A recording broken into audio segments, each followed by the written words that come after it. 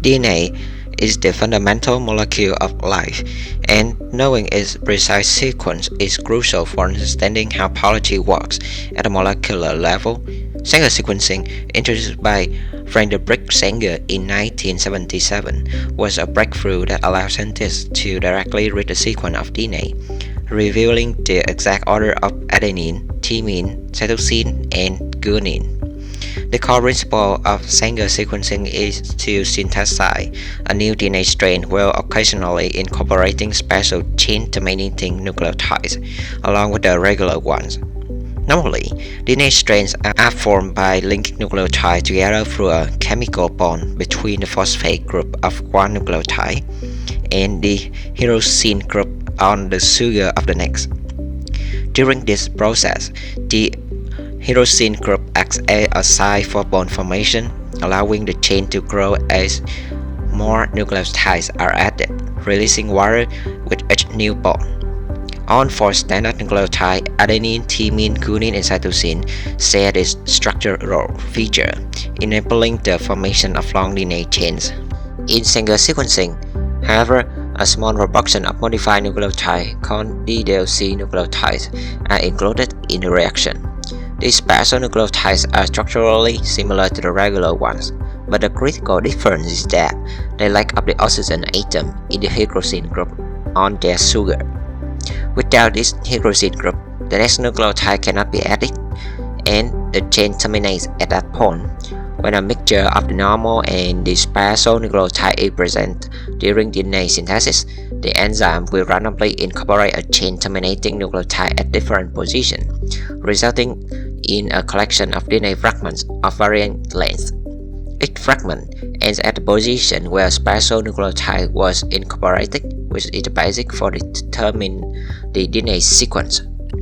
Next, a chain-terminating nucleotide is labeled with a specific fluorescent dye, so that adenine, thymine, cytosine, and guanine can be detected by their unique color. After the sequencing reaction, the resulting DNA fragments of varying lengths are separated by size using gel or capillary electrophoresis. During electrophoresis, the DNA fragments move through a gel matrix or a thin capillary under an electric field, with shorter fragments traveling faster than the longer ones. Each fragment passes a detector of fluorescent label is excited and emits a signal corresponding to the terminating base at the end of the fragment. By recording the color of each signal in order fragment size, the sequence of the DNA can be reconstructed, reading the base one by one as they appear from the shortest to the longest. The process generates an electrophoregram, a series of color peaks representing the original DNA sequence.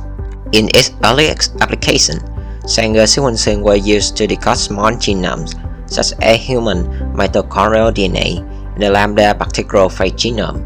At that time, researchers did not have polymerase chain reaction or BCA, so they amplified DNA fragments by cloning them into vectors like the M13 bacteriophage.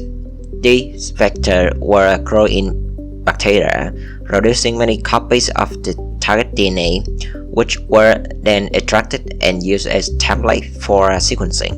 Later, as the technique evolved and the BCR was invented, BCR became the standard method for amplifying the specific DNA regions directly, simplifying and accelerating the preparation of sequencing templates, eliminating the need for cloning into vectors for many applications. Sanger sequencing reached its peak during the Human Genome Project, where the challenge of sequencing the entire human genome was resolved by breaking the DNA into large fragments, cloning them into bacterial artificial chromosome (PACs), and then sequencing each P in parallel using automatic Sanger method. The overlapping sequence was then assembled like a giant puzzle, resulting in the first complete graph of the human genome.